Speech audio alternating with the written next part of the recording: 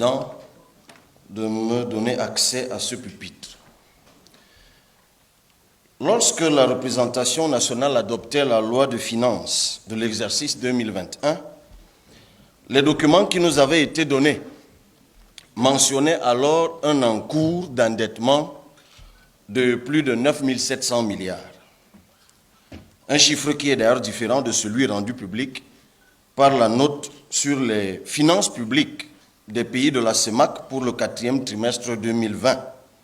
Cette note indique, je cite, « Au Cameroun, l'encours de la dette publique se serait accru de plus de 100 milliards en un semestre pour se situer à 10 291 milliards en fin décembre 2020. » Soit un différentiel avec notre document que nous avons reçu ici de plus de 500 milliards.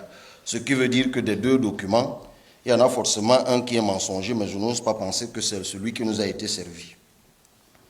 Interpellé là-dessus, Monsieur le ministre des Finances, vous nous avez rappelé que bien que notre endettement avoisinait ou dépassait 50% de la moitié de notre richesse nationale, notre PIB, nous n'avions pas encore franchi, et vous aviez raison, la ligne rouge des 70% du PIB fixé depuis 2002 par les critères de surveillance multilatérale de la CEMAC. Vous aviez raison.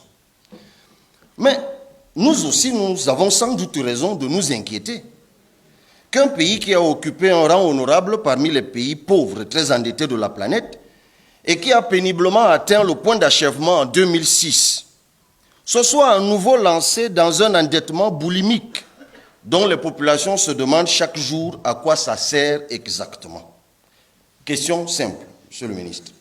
Partant du postulat que certains Camerounais naïfs se trompent donc de bonne foi, dites-nous de 2006 à 2020, ça doit faire 14 ans, qu'est-ce qu'un endettement de 10 000 milliards a significativement apporté aux Camerounais?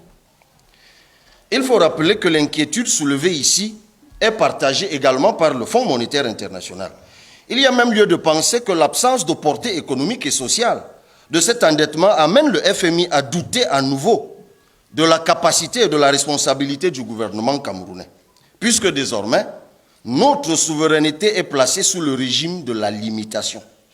Ceci est très clair dans le communiqué rendu public le 27 mai dernier, 2021, par le FMI, à l'issue de la conclusion d'un nouveau programme d'ajustement de 36 mois au titre de la facilité du mécanisme élargi de crédit.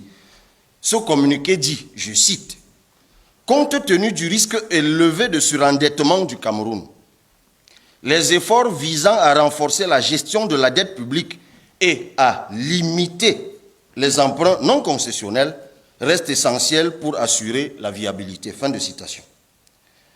C'est donc clair, pour le FMI, le Cameroun présente désormais un risque élevé de surendettement. Et comme un gamin incapable et irresponsable, le pays est donc placé sous surveillance. Ces mouvements d'endettement sont désormais limités pour assurer sa propre viabilité. C'est le mot employé par le FMI. Alors, chers collègues, ce contre quoi nous n'avons eu de cesse de mettre le gouvernement en garde ici, est hélas en train d'arriver. Je ne peux donc ne pas partager avec vous la gêne, et je suis dans l'euphémisme, qui habite le citoyen camerounais que je suis.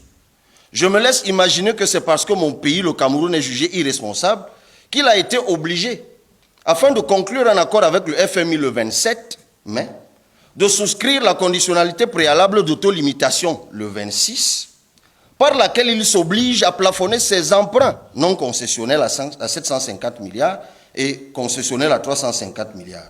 Cela est d'autant vrai que la même ordonnance, pour épargner nos généreux prêteurs de nos irresponsabilités, cette ordonnance du 26, disais-je, autorise une dette en eurobond de 450 milliards pour racheter une dette précédente en eurobond de 2015, sans que cette dernière dette de 2015 n'ait visiblement atteint ses objectifs. Oui, le contexte post-Covid du marché financier est favorable. Vous l'avez si bien rappelé. Il faut même s'endetter. D'autres pays le font, le Gabon, le Ghana, vous l'avez dit. Mais il faut bien rappeler que le Cameroun a souscrit le 19 novembre 2015 à la bourse de Dublin un eurobond de 375 milliards avec un taux d'intérêt de près de 10%. On nous disait alors que cet argent devait être affecté au financement du plan d'urgence triennal pour l'accélération de la croissance. Rendu en 2021, on parle encore de la finalisation des chantiers de ce fameux plan d'urgence triennal. Et dans l'exposé des motifs de la loi de ratification qui nous est soumise, chers collègues, nous apprenons que le Cameroun ne peut pas rembourser cela parce qu'il, je cite, connaît quelques difficultés de trésorerie en raison de la crise sanitaire qui date de 2020, c'est-à-dire 5 ans après que nous ayons contracté cet eurobond. Alors, moi je me permets d'en douter, monsieur le ministre, mais je vais vous poser une dernière question. Ne pensez-vous pas que c'est la corruption et la gabégie qui ont entraîné une lente absorption des crédits, lesquels ont contribué à dénaturer le modèle économique initial des différents projets tout en les rendant improductifs? Monsieur le ministre, vous le savez comme moi, les investissements de l'État ne sont productifs que lorsqu'ils génèrent l'effet multiplicateur et créent des écosystèmes nouveaux.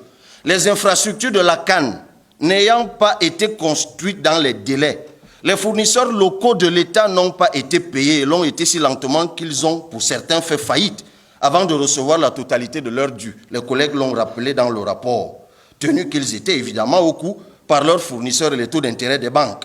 La phase finale de la CAN n'ayant pas eu lieu en 2019 comme prévu, cela a fait perdre au pays tous les gains escomptés en ce moment-là, qui était la finalisation avec succès du DSE et l'atteinte de la tranche supérieure de pays à revenus intermédiaires, c'est-à-dire évidemment l'amélioration des conditions de vie de nos compatriotes.